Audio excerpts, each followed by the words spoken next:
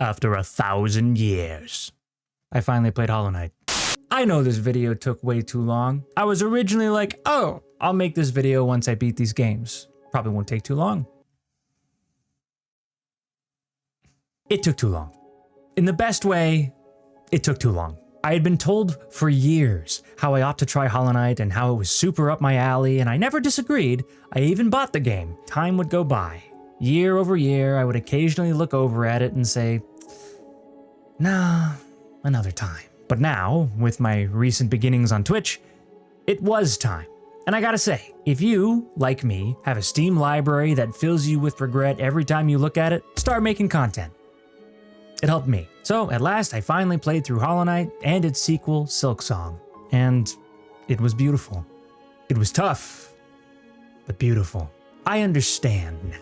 I understand all the people telling me to just play it. The people saying, what do you mean you haven't played Hollow Knight?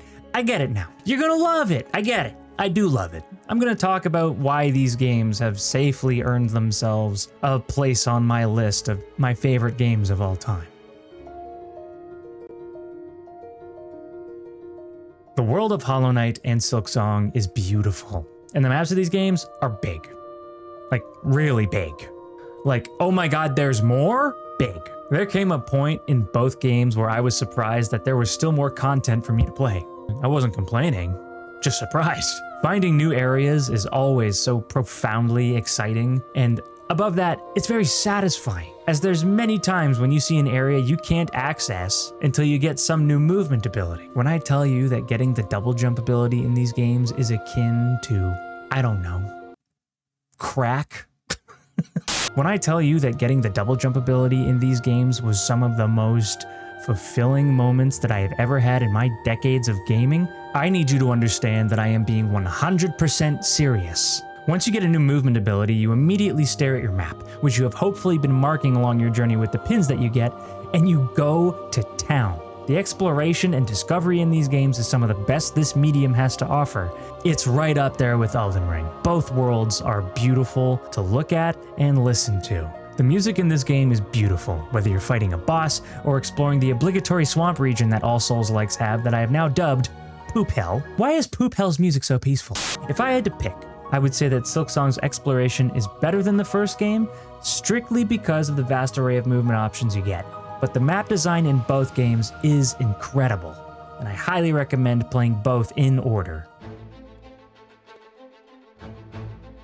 Like Sekiro Shadows Die Twice, these games' combat has an intense rhythm to it. But rather than rhythmic parrying, you are ducking, dodging, dipping, diving, and dodging your way to your next attack opening. It is profoundly satisfying and addicting gameplay, especially when you lock in and beat a boss without being hit. You feel like an absolute champion. Mechanically speaking, Hollow Knight is an easier game than Silksong, so if you want to get into the series, absolutely play the first one first. Even though story-wise, playing the first one doesn't really affect the second one, what it will do is lay a great foundation for understanding how to play the second one. I don't have too much to say about the combat other than that it is supremely fun and enthralling. However, there is an issue that I have, specifically with Silksong. It is by no means a deal breaker. I love this game, but it does take away from the experience. How much health do you think I have here? You'd think because you see 8 masks, that means that it will take 8 hits to get rid of me, right?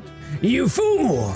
I actually only have 4 health. I have a theory that Team Cherry hired Terrence Howard to be in charge of deciding the amount of damage that enemies do. How can 1 × 1 = 1 be part of the multiplication table? Get the fuck out of here! Hollow Knight 1, while having less movement options for traversal and combat than Silksong, has better designed combat in my opinion, for one specific reason. In Silksong, for some reason, every enemy does 2 damage after Act 1. Now, why is that an issue? Health in the first game actually mattered. Every additional mask you got felt like a genuine accomplishment.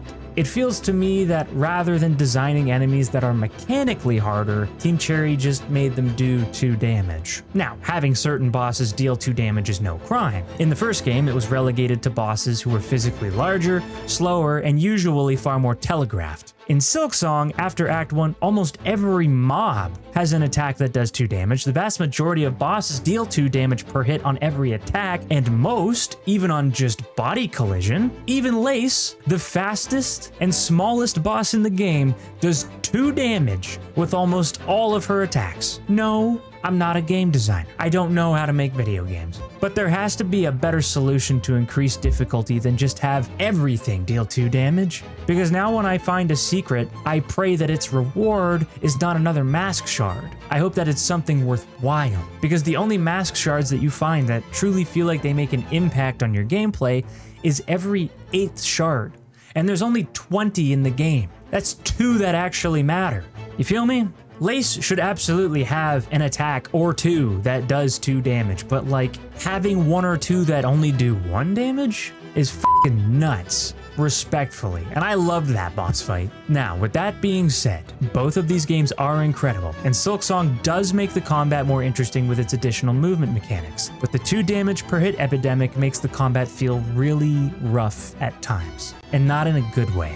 Now, I understand that Team Cherry tried to mitigate this roughness by making you heal 3 at a time rather than 1, which is fair, but when I look at 10 HP and realize that it's only 5, that just doesn't feel good. It doesn't feel good to be shortchanged. Still not a deal breaker though, play these games. I don't have too much to say about the story and the lore because, 1, it's extremely convoluted, and I would advise you to watch a video by somebody that specializes in the lore because my brain simply was not absorbing it. Dub. What I can say is that both games feature antagonists that move to remove free will, either through reducing people's mental faculties to bestial animal instincts, or through religious indoctrination, through abuse, and failing that, just straight up mind control. Free will is the only reason anything changes, ever. Both the stories of Hollow Knight and its sequel feature fights for the preservation of free will against powerful entities that wish for the bugs of the world to abandon themselves for something else, to wipe away any displays of free thoughts and the perseverance to defend them so that they cannot provide an example for others to follow. It doesn't take much of a leap to see how these games could be applied to our real world, but I think the most interesting way that these stories explore free will and perseverance is by how lonely the journey is in these games. There are plenty of NPCs along the way, but all of them, if they aren't mind controlled, are doing their own thing and rarely go far out of their way to help you achieve your goals. Usually their help is incidental or directly in line with their own goals. It's a very real feeling response to the end of the world. Despite Hornet trying to save the world, most other people don't really care about trying to avert what's coming. Most of the bugs have seemingly embraced what's coming, or just chosen not to think about it. There are some notable exceptions to this rule. Hornet in the first game, and Chakra in Silksong. Also Garmond, my absolute goat. Sensible! Hornet, despite usually being awesome and supportive when you bump into her, introduces herself to you by trying to kill you, so that's not ideal. Chakra, also awesome, while she steps in to help you out from time to time, is usually busy making maps so that she can continue the search for her master. She helps you when she bumps into you though. My Hollow Knight 1 goat, Cornifer, he's just making maps because that's his job, and he wants to map all of Hollow Nest. Also, he really enjoys it, much to his wife's chagrin. And my other Hollow Knight 1 goat, Cloth, unfortunately dies helping you against the Traitor Lord. No!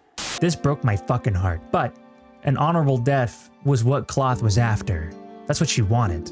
And my Silksong goat, Garmond, upon his noble steed Saza, helps out when he's nearby, and he ends up getting the Solaire treatment. This also broke my heart. Anyways, what am I trying to get at here? These games show that hard journeys require free will to take them, and hard journeys are often walked alone. That perseverance and free will are the catalysts for change, positive or negative, and that accepting help when it does arrive along your lonely journey does not make you weak. It is integral to your success. And lastly, it's good to accept help while it's available and to show gratitude while you can, because a day may come when it's no longer there, for one reason or another.